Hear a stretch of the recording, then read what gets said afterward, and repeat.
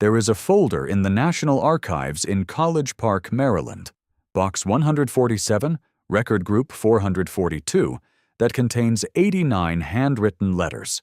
They were written between 1955 and 1969 by men who could not fully read what they were signing. The letters are addressed to the United States Public Health Service. Most of them say some version of the same thing. Thank you for the care. Thank you for the medicine. There was no medicine. The men who wrote those letters were sharecroppers and tenant farmers in Macon County, Alabama. They had syphilis. They had been told by doctors employed by the federal government that they were receiving treatment. They were receiving aspirin and vitamins. Some of them received spinal taps, which were described to them as special free treatment. The procedure was presented as a gift. It was performed to track the progression of their disease. No one was treating the disease. The researchers were watching it kill. Before I go any further, I want to tell you 4 things. Between 1932 and 1972, the United States Public Health Service enrolled 399 black men with syphilis in a study in Tuskegee, Alabama. They were never told what the study was. They were never told the true nature of their illness. When penicillin became the standard treatment for syphilis in 1947, the men were not given penicillin. The study continued for 25 more years. Between 1956 and 1970, a virologist named Saul Krugman enrolled newly admitted children at the Willowbrook State School on Staten Island, New York, children with intellectual disabilities, in a hepatitis study. Parents who wanted their children admitted to the overcrowded institution were told that the hepatitis ward had open beds. The children were deliberately infected with the hepatitis virus. Some of them were fed virus extracted from the feces of other infected children.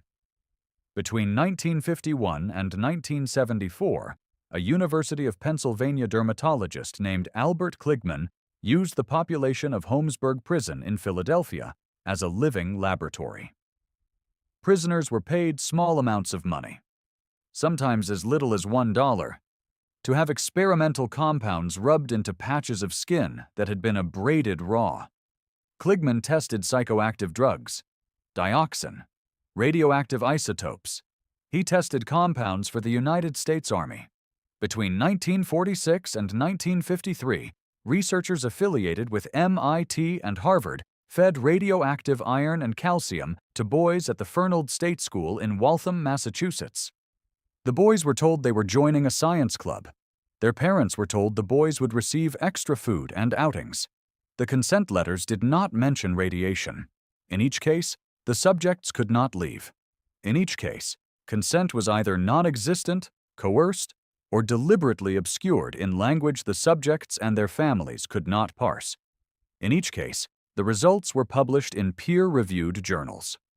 Annals of Internal Medicine, the Journal of the American Medical Association, Archives of Dermatology. In each case, the researchers received funding, recognition, academic appointments, and the unambiguous approval of their professional peers. And in each case, every single one, the Nuremberg Code already existed. The code was written in 1947. It was produced at the conclusion of the Nuremberg doctors' trial, the proceedings against 23 Nazi physicians who had conducted experiments on concentration camp prisoners. 7 of those physicians were executed. The code they left behind contained 10 principles. The first principle reads as follows: the voluntary consent of the human subject is absolutely essential. The Tuskegee study started 15 years before that sentence was written, but it ran for 25 years after. Willowbrook started 9 years after. Holmesburg started 4 years after. Fernald started 1 year before, and continued for 6 years after. The code existed. The institutions continued. That is the shape of what happened. And if you are sitting with the question of how that is possible, How trained physicians, men with medical degrees and research grants and university affiliations, could read those 10 principles and go on doing what they were doing. That is exactly the question this story is trying to answer. Let me take you to Macon County first. The county seat of Macon County, Alabama, is Tuskegee. In 1932, roughly 82% of Macon County's population was black. The county had one physician for every 2,000 residents. Most of those residents had never seen a doctor in their lives. When the United States Public Health Service arrived in the summer of 1932, they brought mobile clinics, and they brought Eunice Rivers. Eunice Rivers was a black nurse, 40 years old, hired specifically because she could build trust with the men in a way that white federal officials could not. She had grown up in the area.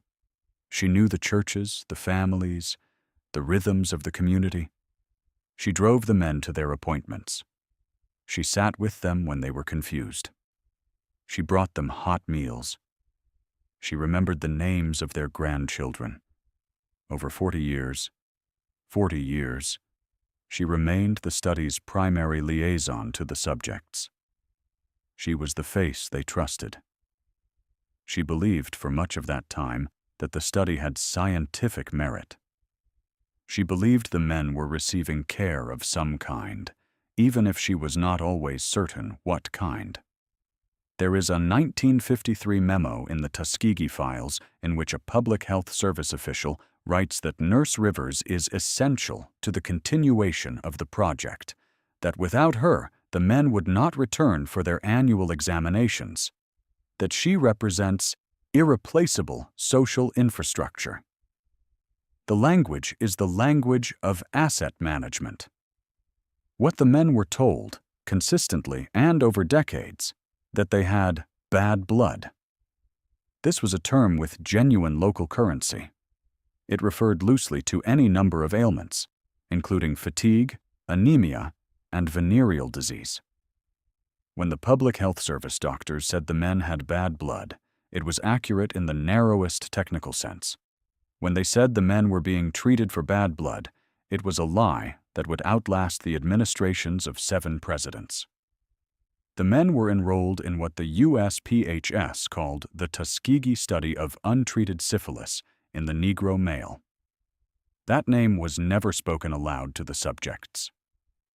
Among themselves, the researchers called it the Tuskegee Study of Untreated Syphilis in the Negro Male. In published papers, the language was clinical and passive. 399 Negro males with syphilis. The men did not know the word syphilis was attached to them. The men did not know they were part of a study. Some of them did not know what a study was. The air in Macon County in the summer smells of red clay dust and pine resin, and closer to the river, of something brackish and slow. The men drove to their examinations in vehicles provided by Nurse Rivers. They were given meals before the blood draws. There is something in the texture of that. The warmth of the food, the familiar face of the nurse, the institutional hum of the clinic that made the machinery feel like care. One of the subjects, I will call him Caleb, because I am constructing him from the composite of several documented men's experiences. And I will tell you clearly when I am doing that. Enrolled in 1933. He was 34 years old. He had a gap between his 2 front teeth, and he wore the same gray felt hat to every appointment for 11 years, until it finally gave out. He sharecropped cotton on land owned by a family 30 miles east of Tuskegee. He had a wife and 4 children. When he came in for his first examination, he was given a physical, a blood draw, and a meal of salt pork and molasses. The examining physician wrote in his intake file, "Cooperative subject, good candidate for longitudinal follow-up." Caleb shook the physician's hand on the way out. He returned every year.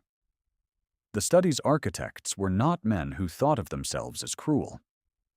Dr. Talia Farrow Clark, who designed the original study, framed it as an opportunity, a chance to observe the natural history of syphilis in a population that had, as he wrote, never been treated. He planned it as a 6 to 8 month observation. It expanded. The men who ran it after Clark, and there were many, because the study outlasted its original architects, each inherited a going concern with its own momentum, its own publications, its own institutional logic. By 1947, the study had enough inertia that the arrival of penicillin simply became an obstacle to manage. The managing of that obstacle is documented. In 1947, when penicillin was declared the standard treatment for syphilis, the USPHS took active steps to ensure the Tuskegee subjects did not receive it. When the men were called up for the draft during World War II, because several of them were, the USPHS contacted the local draft boards and had the subjects excluded from military service. Military service would have entitled them to medical treatment that might include penicillin. This is in the files. This is not interpretation. In 1969, a USPHS venereal disease officer named Bill Jenkins, a young black man who was then a statistician for the USPHS, discovered what the study actually was. He told his supervisors. His supervisors told him to leave it alone. He left it alone, and then he didn't. And that is a story we will return to before we are done here. If Tuskegee represents the longest sustained deception, Willowbrook represents something different, and in some ways more difficult to sit with.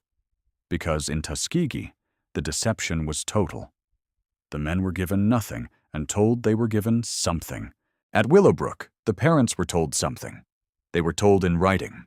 They were handed a form. They were asked to sign. The Willowbrook State School opened in 1947 on Staten Island. It was built to house 4,000 children with intellectual disabilities. By the early 1960s, it held over 6,000. The hallways smelled of industrial disinfectant and the particular closeness of too many bodies in too little space. Children who could walk wandered through wards that were chronically understaffed. Children who could not walk remained in their beds for days. The institution had a hepatitis problem that was, by 1956, endemic. New admissions contracted the virus almost immediately upon arrival, through fecal-oral transmission in the overcrowded and under-sanitized wards. Dr. Saul Krugman arrived at Willowbrook as a researcher, not as a physician of record for the children there. He had institutional affiliations. New York University. He had professional credibility. He also had a research question about hepatitis, specifically about the difference between what was then called infectious hepatitis and serum hepatitis. These are what we now call hepatitis A and hepatitis B. In 1956, the distinction mattered enormously because no one yet understood the transmission mechanism clearly, and no one had a treatment. Krugman's logic, reconstructed from his published papers and from the testimony later given to New York State investigators, ran something like this. The children at Willowbrook were going to get hepatitis anyway. The institution was so contaminated that virtually every child admitted would contract the virus within the first year. If that was true, then deliberately infecting children under controlled clinical conditions, at a lower dose, under observation, in a dedicated hepatitis unit that was actually better staffed and better provisioned than the general wards, was not meaningfully different from letting them contract the virus in the open institution. It was, in his framing, arguably better. They would be watched. They would be cared for. The parents of newly admitted children were told that the institution had a long waiting list, which was true, and that there was an open research ward with available beds, which was also true. To get their child into Willowbrook, and many of these parents were desperate, having exhausted every other option for children the state classified as uneducable. They were invited to consider the research ward. Some were handed a consent form. I want to read you what the consent form said. Not a paraphrase. The actual language, as recorded in the transcripts of the 1972 New York State Joint Legislative Committee hearings, We are investigating the possibility of preventing epidemics of infectious hepatitis in an institution such as Willowbrook. The studies would be carried out under the direct supervision of a physician and would involve the deliberate infection of newly admitted, healthy patients with the Willowbrook strain of infectious hepatitis.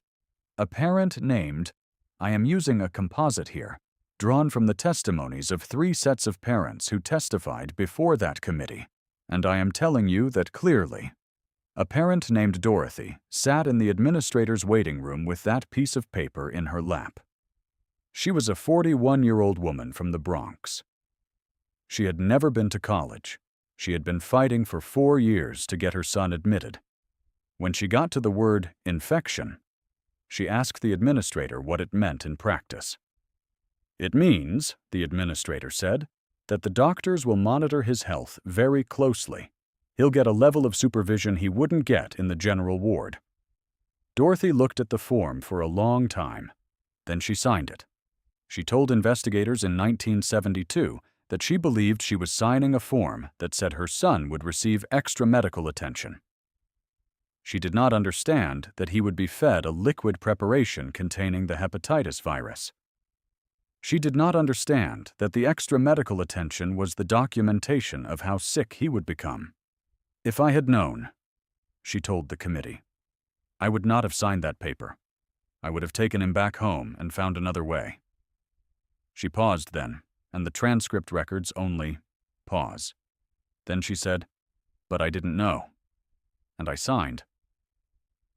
Her son spent 11 days in the hepatitis research ward. He recovered. Some of the other children did not recover fully. Krugman published his findings in JAMA in 1959 and again in 1967. The 1967 paper was praised by a reviewer in The Lancet as a magnificent study that had laid the groundwork for eventual vaccine development. He was not wrong about the vaccine.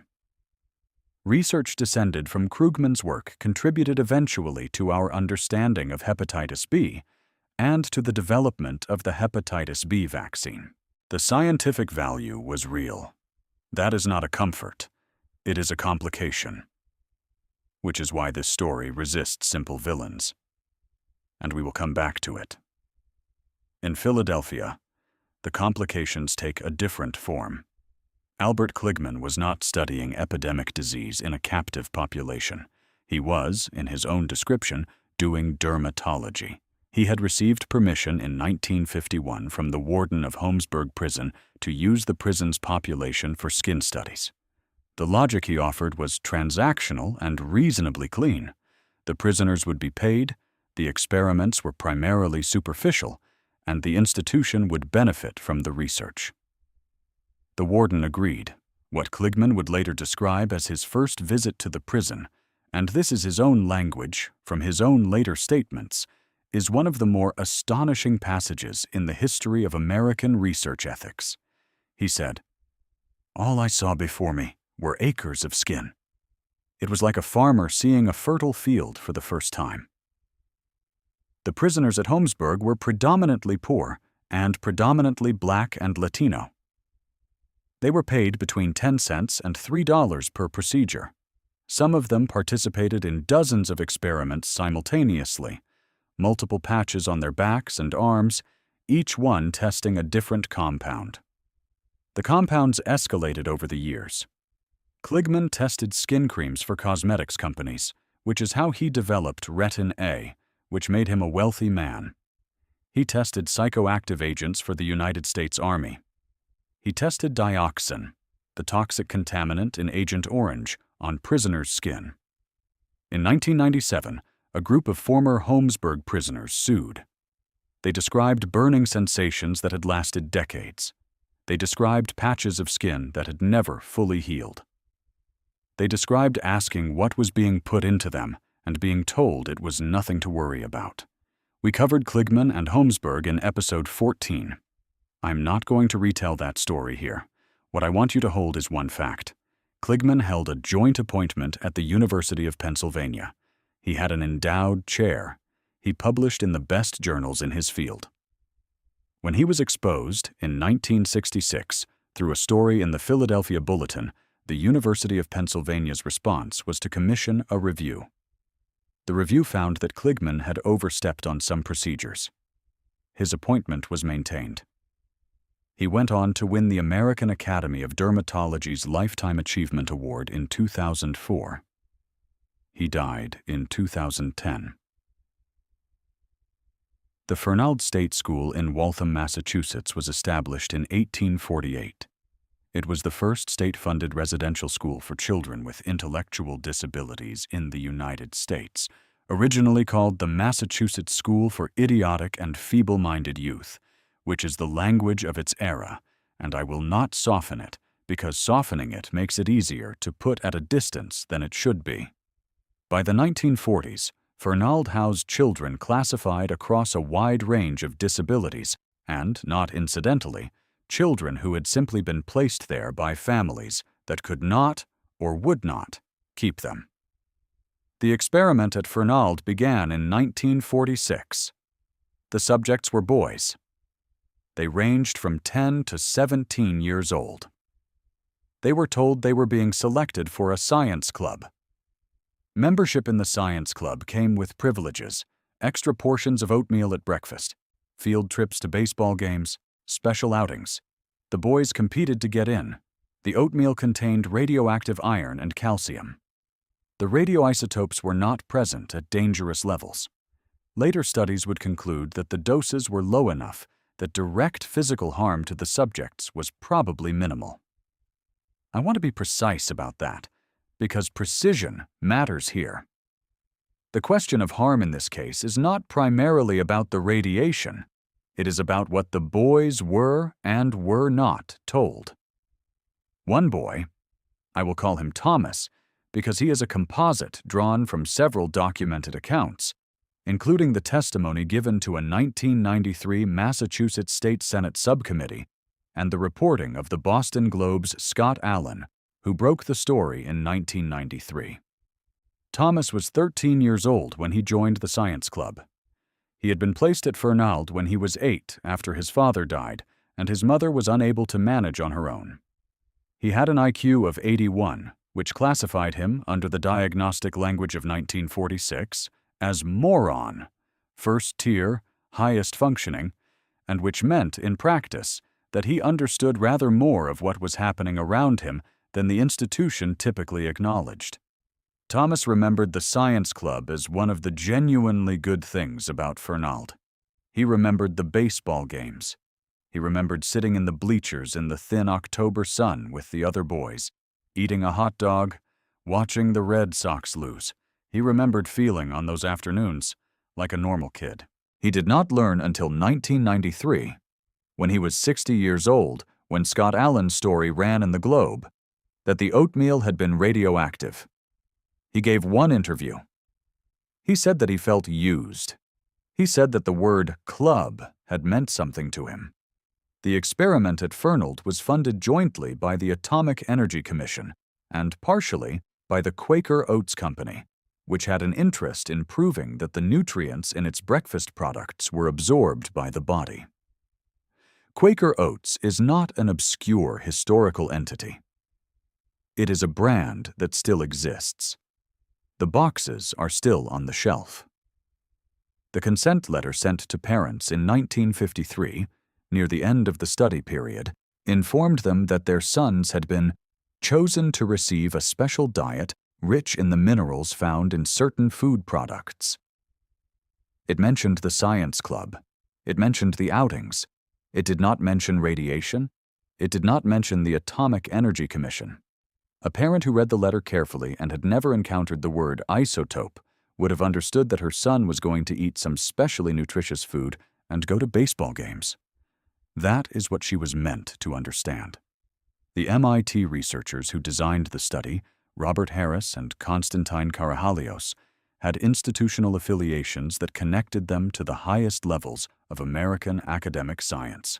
Their work was considered sufficiently important to warrant federal atomic energy funding. They were not operating in a shadow. They were operating in plain institutional daylight, which is exactly the point. Sit with those 4 stories for a moment. Not the facts, which you now have. The shape. 4 institutions. A sharecroppers county in Alabama, a state school for disabled children on Staten Island, a city prison in Philadelphia, a residential school for children outside Boston. 4 very different places. What they share is not geography. What they share is a population. In each case, the subjects were people who were, in a precise and literal sense, unable to leave. In each case, the researchers needed human beings who could be retained, observed over time, brought back repeatedly, and controlled. And in each case, they found them in institutions. Because institutions hold people in place. This is not incidental. This is the logic. When you need a long-term study population and you cannot compel free citizens to participate, you go to where people are already compelled to be. You go to the prison. You go to the state school. You go to the county where people are so poor and so medically underserved that your clinic is the only clinic they have ever seen. You go to the institution. The men of Tuskegee could not, in any practical sense, leave. Caleb. And here I am speaking of the composite of those men. The man with the gray felt hat and the 4 children and the 30-mile drive to the clinic. Could theoretically have refused. But refusing meant giving up the only medical attention he had ever received. The only institutional relationship with any physician at all. The only source of hot food that came without strings he could see. The strings he could not see were the ones that mattered. He stayed because staying felt like being cared for, and because the thing that felt like care had been constructed specifically to feel that way. The children at Willowbrook could not leave. They were wards of the state. Dorothy's son was placed in the institution because she had no other option. And she kept him there because she had no other option. And when the institution offered her a form that sounded like extra medical care in exchange for a signature, she signed because she had no other option. The geometry of her position made genuine consent impossible, not because she was unintelligent, but because she had no leverage. When every road leads through the same door, walking through the door is not a free choice. The boys at Fernald were wards of the state of Massachusetts. They had, most of them, no parents who visited regularly. Some of them had no parents at all. The science club was not a bribe in the criminal sense. It was a bribe in the structural sense. It offered belonging, and belonging is what children in institutions most deeply lack. Thomas did not consent to being irradiated. He consented to oatmeal and baseball games. The difference between those 2 things is what the researchers were counting on. And at Holmesburg, there was money. Not much money. Pennies, sometimes. But for a man in prison, pennies are a currency. Kligman's subjects could say no to a specific procedure. The ones who said no lost the payment for that procedure. The ones who said yes to everything became, in his phrase, good subjects. The good subjects came back. The prison knew who they were.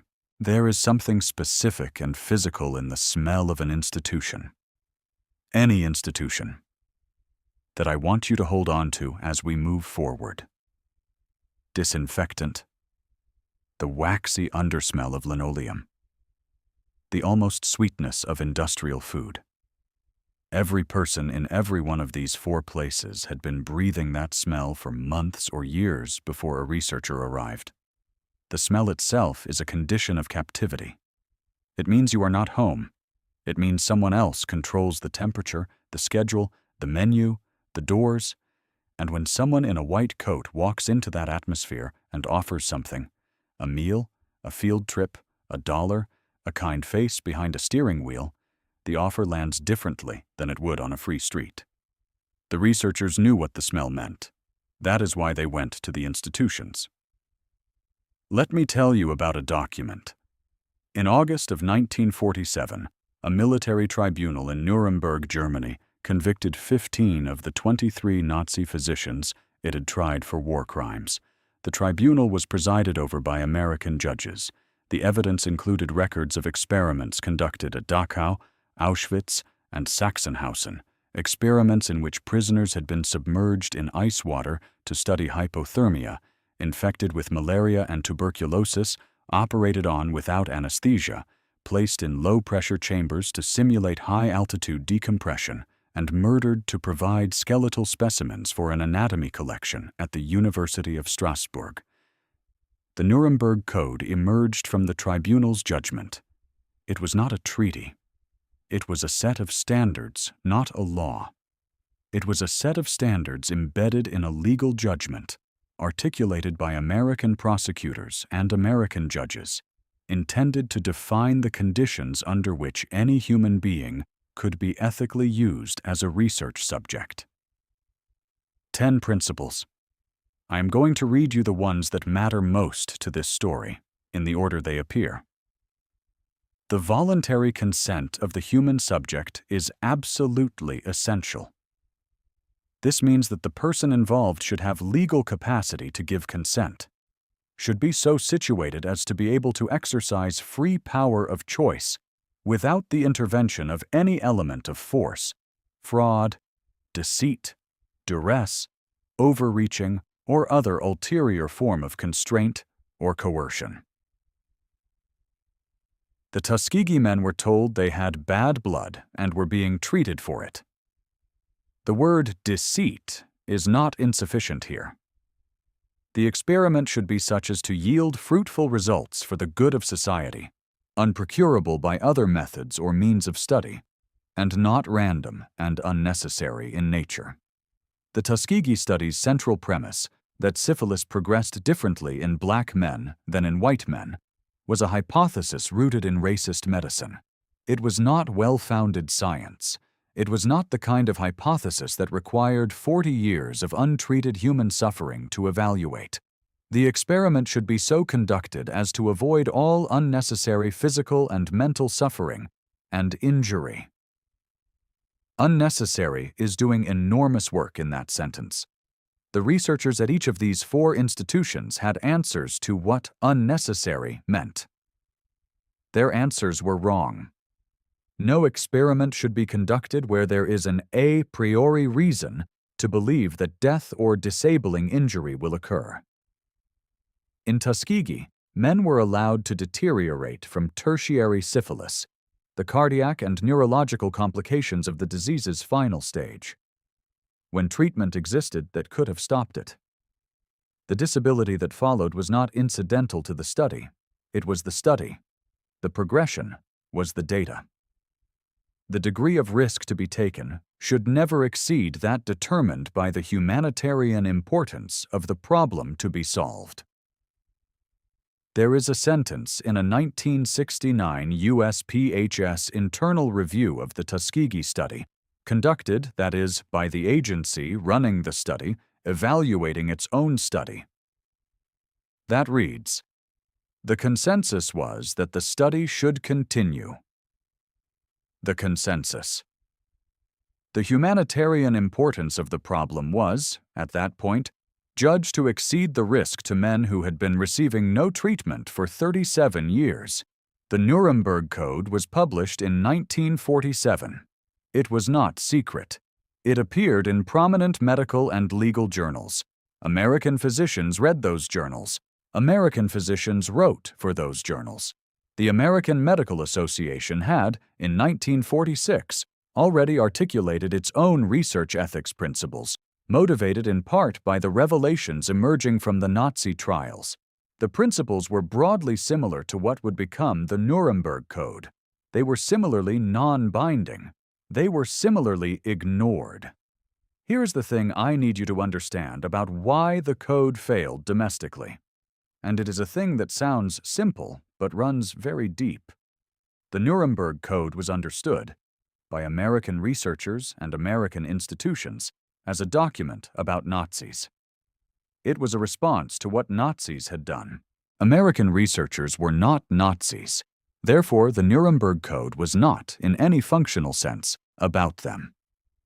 This is not a reconstruction. This is documented. Dr. Andrew Ivy, the American Medical Association representative who helped draft the Nuremberg Code's ethical framework, testified at Nuremberg against the German physicians while simultaneously being aware of the American malaria experiments conducted on prisoners at Stateville Penitentiary in Illinois. Those experiments were voluntary. The prisoners were told what was happening and chose to participate. But the framing of voluntary in a prison environment was precisely the kind of coercive context the code was designed to address. Ivy did not raise this. The Stateville experiments were cited, in fact, by the defense attorneys for the Nazi physicians as evidence that human experimentation on prisoners was an accepted international norm. The American judge overruled the comparison. The logic that separated American medicine from the Nuremberg Code was not scientific. It was national. What the Nazis did was atrocity. What American researchers did was science. The distinction was performed, not argued. And it was performed consistently, across 4 decades, in peer-reviewed journals, in funding applications, in university promotions committees, in the letters of recommendation written by men who knew what was happening in the wards and the prisons and the state schools, and who wrote the letters anyway. By 1966, something was shifting. Slowly.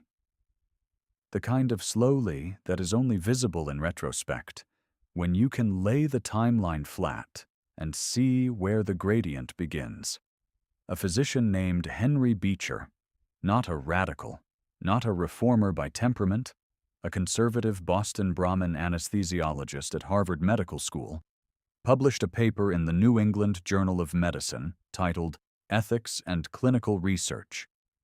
Beecher had spent years collecting examples of what he considered ethically problematic research from the published literature. He identified 22 such studies. He did not name the researchers. He described the studies. Case 17 was Willowbrook. He described it as a study in which children with intellectual disabilities had been deliberately infected with hepatitis under the guise of research. His language was measured, because Beecher's language was always measured. He concluded that the ethical problems with these studies stemmed not from the malice of individual researchers, but from the thoughtlessness of a system that had no mechanism for ethical review. Thoughtlessness was his word. It is a gentle word. But it carried weight coming from Beecher, because Beecher was not the sort of man who used words imprecisely. His paper caused a reaction in the medical establishment that can fairly be described as alarm.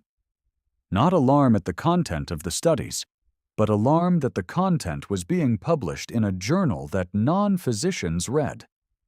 There is a letter from a senior figure at the AMA in the Beecher archives at the Harvard Medical Library, written shortly after the paper appeared. The letter expresses concern about public misperception of research practice. It does not express concern about the research practices described. The Tuskegee study was not in Beecher's paper. It was not secret exactly. Results had been published in peer-reviewed journals since 1936. But it was not on the mainstream radar of the reform movement that Beecher's paper was slowly catalyzing. That changed in July 1972. A journalist named Jean Heller, working for the Associated Press, published a story. The headline read, "Syphilis patients died untreated."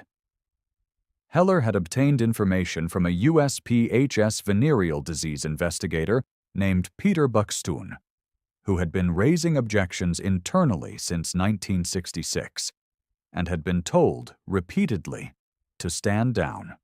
Buxton gave Heller his files. Heller checked them. The story ran on July 25, 1972, in papers across the country. The day the story ran, the study ended. 40 years. Caleb, The man with the gray felt hat, the composite of the men in those handwritten letters, would have been in his early 70s by 1972. The study's records show that 128 of the original 399 men with syphilis had died either directly of syphilis or of syphilitic complications. 40 of their wives had been infected. 19 children had been born with congenital syphilis. Those numbers are not metaphors. They are what 40 years of deliberate non-treatment produces in human bodies. The USPHS convened an ad hoc advisory panel in the fall of 1972 to review the study. The panel concluded it was ethically unjustified. It did not recommend criminal charges. It recommended that the surviving subjects receive treatment. Of the original 399 men, 74 were still alive. They received treatment in 1972. One of them received treatment for a disease he had been told, for nearly 4 decades, that he was already being treated for. Bill Jenkins was 27 years old when he joined the USPHS as a statistician in 1969. He was black. He had a master's degree from Atlanta University. His job was to analyze data. When he discovered the Tuskegee study in the course of his work, he went to his supervisor and said he thought there was a problem. His supervisor told him the study had been going on for decades and was not his concern. Jenkins went above his supervisor. He was told the same thing. He drafted a memo outlining his objections. The memo was received and filed. He kept his job.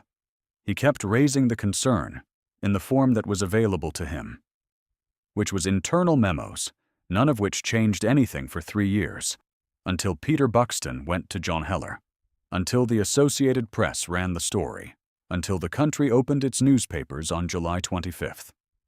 Jenkins was not a whistleblower in the dramatic sense. He had no secret cache of documents. He had done what institutions theoretically want their employees to do. He identified a problem and reported it through proper channels, and the proper channels absorbed the report and produced nothing. He kept working for the USPHS. He spent the rest of his career working on health disparities in black communities. He gave occasional interviews. He said, in one of them, that what had happened to the Tuskegee men was a betrayal of public trust so fundamental that it affected Black Americans' relationship with medicine for generations afterward.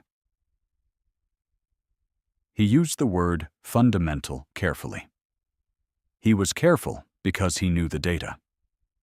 Studies conducted after 1972 found that Black Americans were significantly more likely than white Americans to express distrust of the medical system, specifically citing Tuskegee.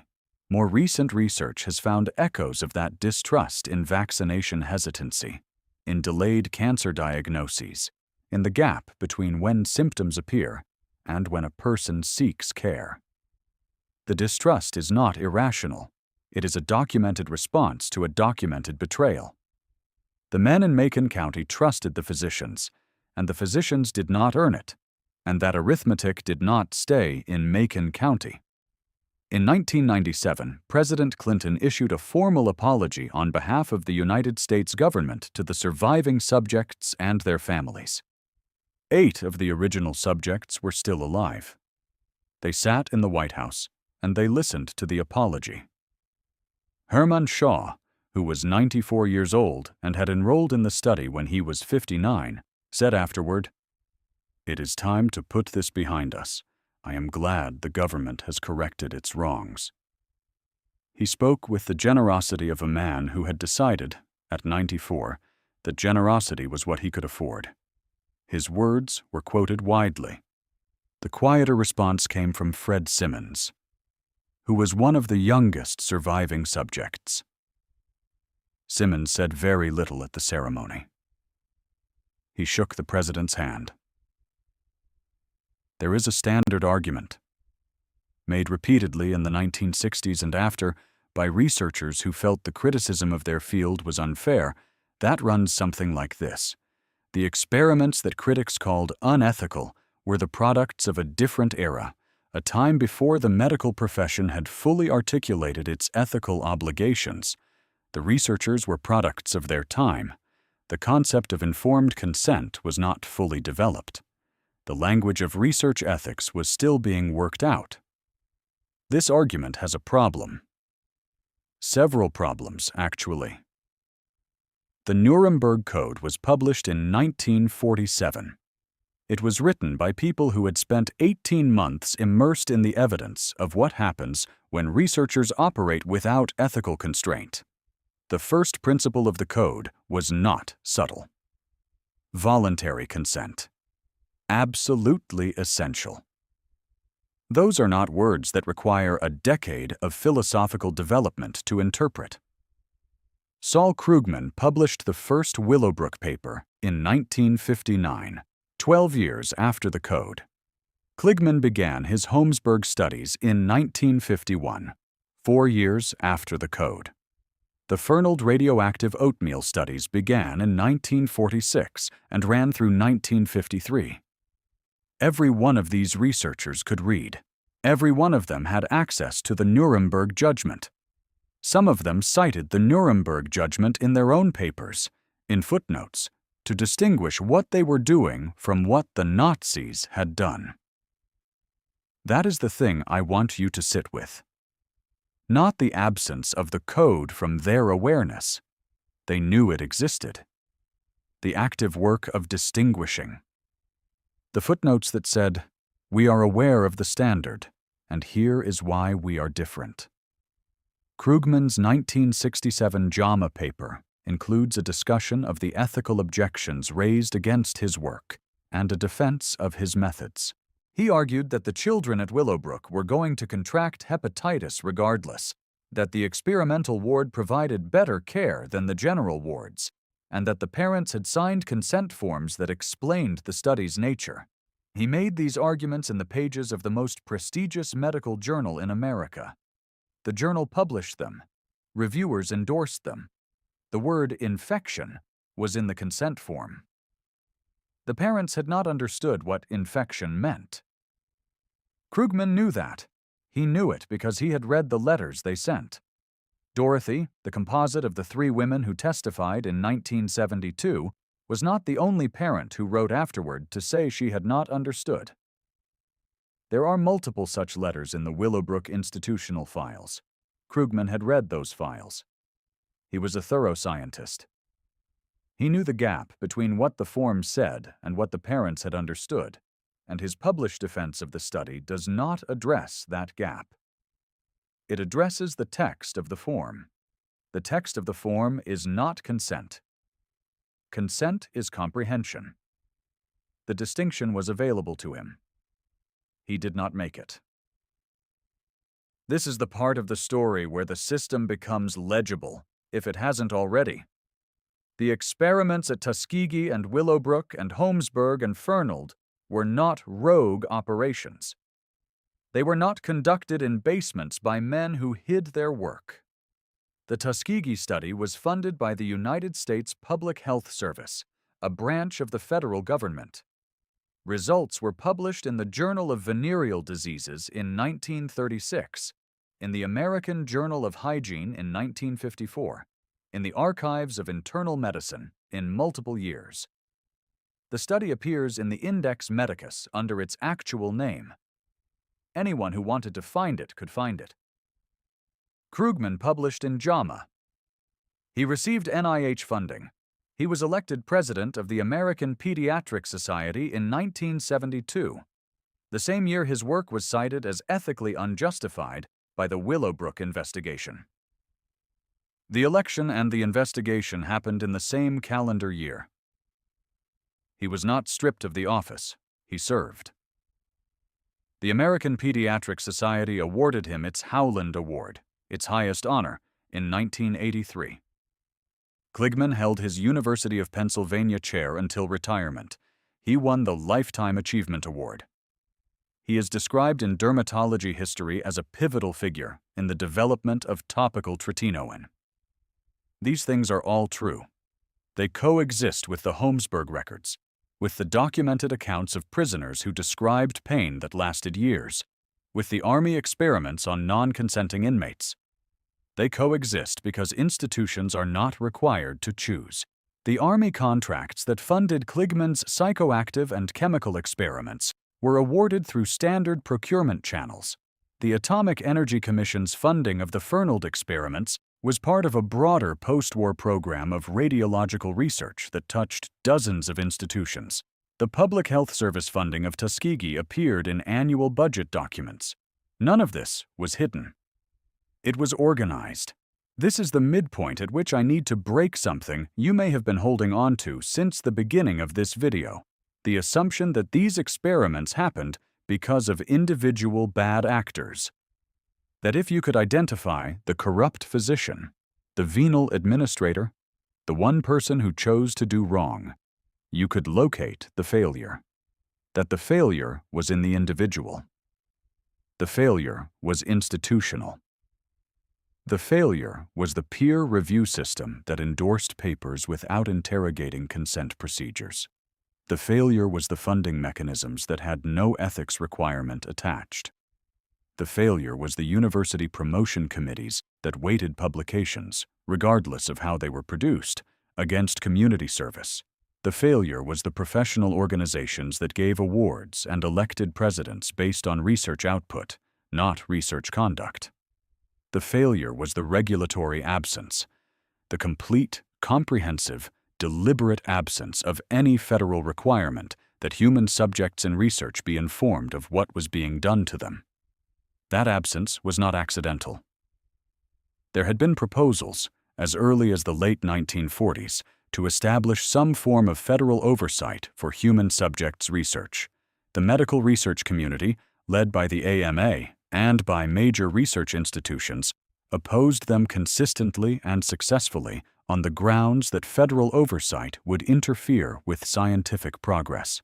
The argument won. The oversight did not happen. The experiments continued. The individual researchers made choices.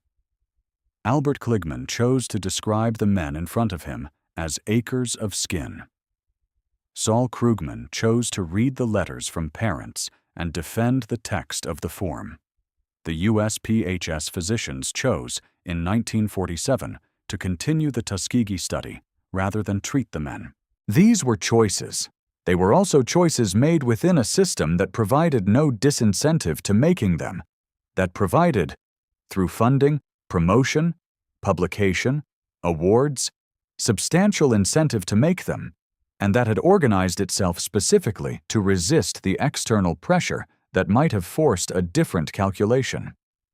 The system is the antagonist.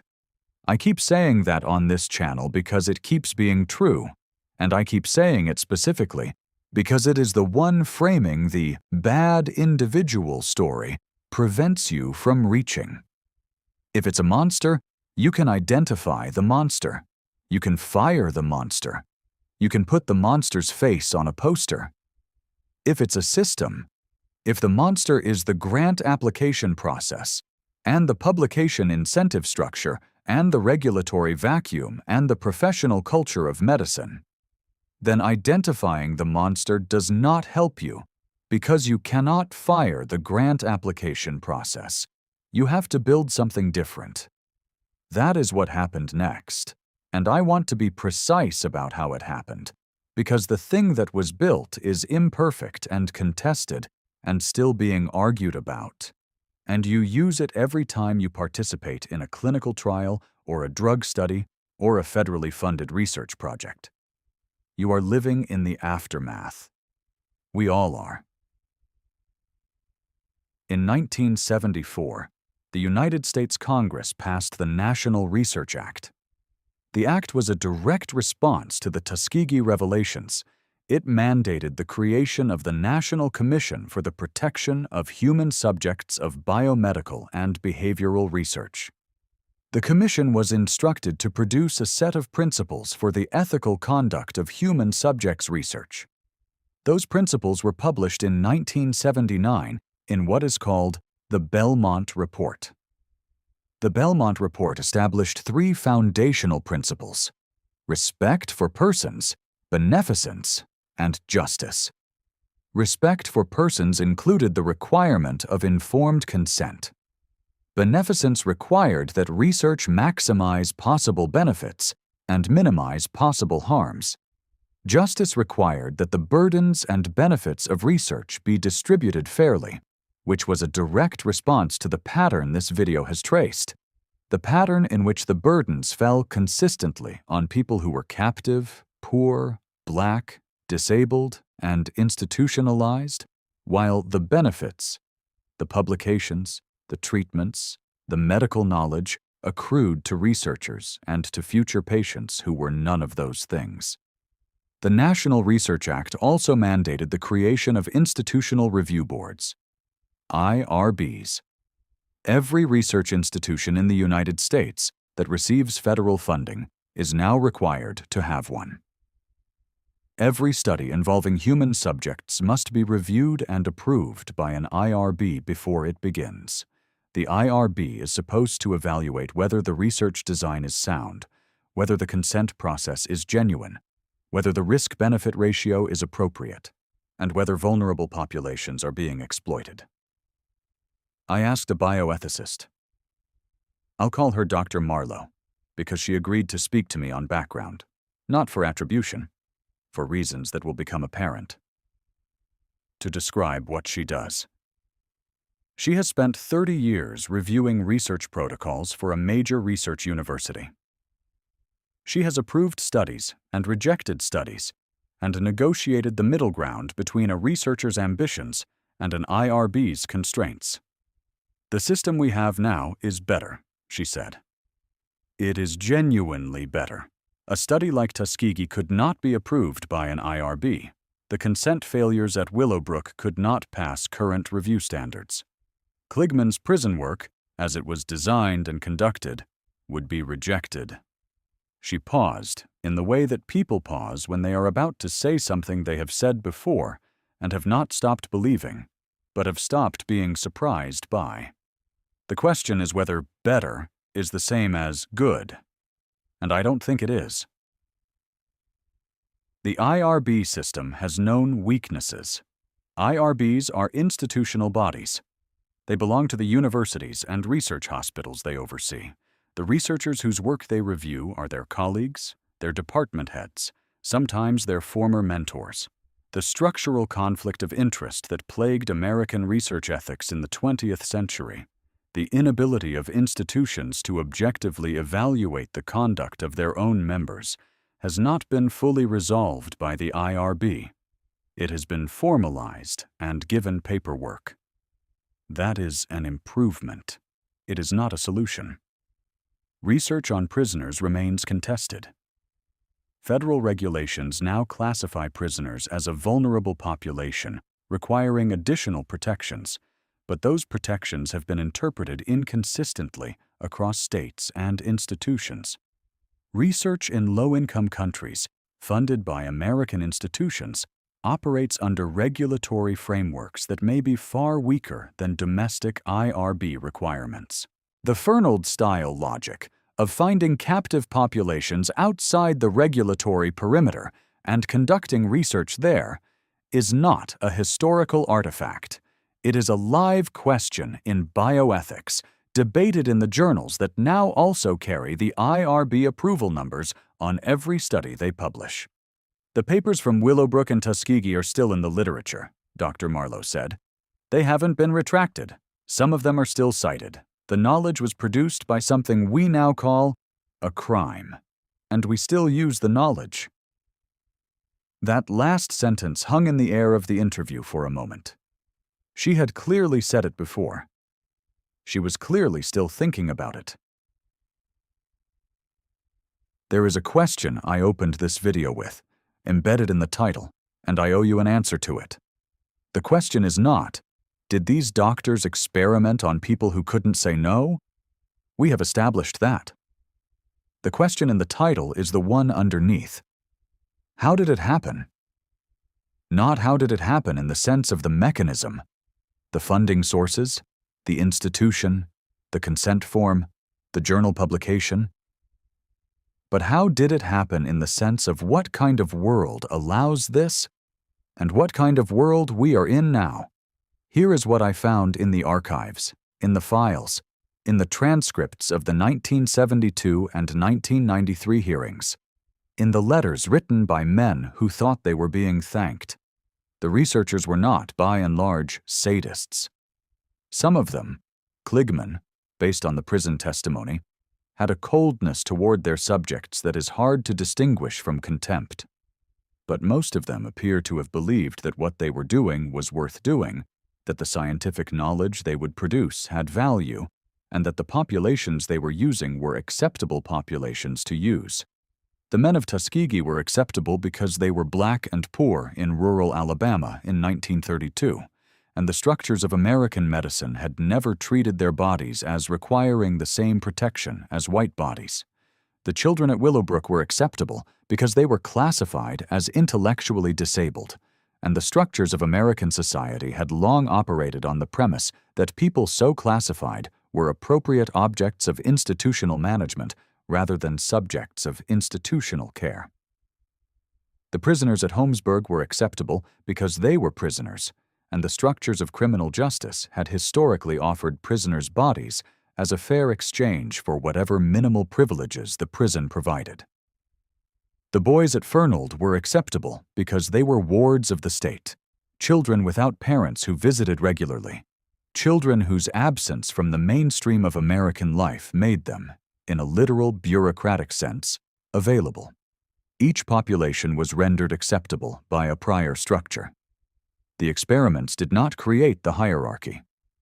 They inherited it. They required it. They could not have happened without the prior existence of the structures that had already determined whose consent mattered and whose did not. The Nuremberg Code said consent was absolutely essential.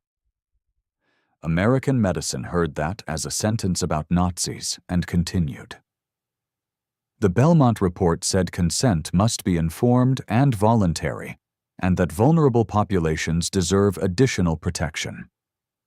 American institutions built IRBs, and the researchers learned to write better consent forms. The knowledge produced by Tuskegee and Willowbrook and Holmesburg and Fernald is still in the literature. The descendants of the men who received no treatment, and the children who were fed virus, and the prisoners whose skin was tested, are still here, living in the long institutional aftermath, trusting or not trusting the physicians they see, based on what they were taught by what happened to the people they loved. In 1997, the Clinton administration funded the establishment of the Tuskegee University National Center for Bioethics in Research and Healthcare. It opened in 1999. It is still there. It sits on the campus of the historically black university that lent its name to a study that betrayed the men the university served. The center conducts bioethics training. It hosts symposia.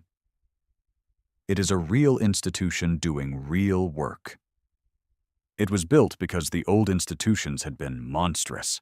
In Waltham, Massachusetts, the Fernald Developmental Center. It had been renamed from Fernald State School in the 1970s, as part of a wave of institutional rebranding that changed the names, but not always the conditions. Was finally closed in 2014. The campus is being developed. There are plans for housing and a park. The building where the Science Club boys ate their radioactive oatmeal is slated for demolition. Thomas, the composite of the men who spoke to the Massachusetts Senate Subcommittee and to Scott Allen of the Globe, would be in his 80s now, if he is still alive. In his interview, after learning about the radiation, he was asked if he was angry. "I'm tired," he said. "I was there a long time before any of this.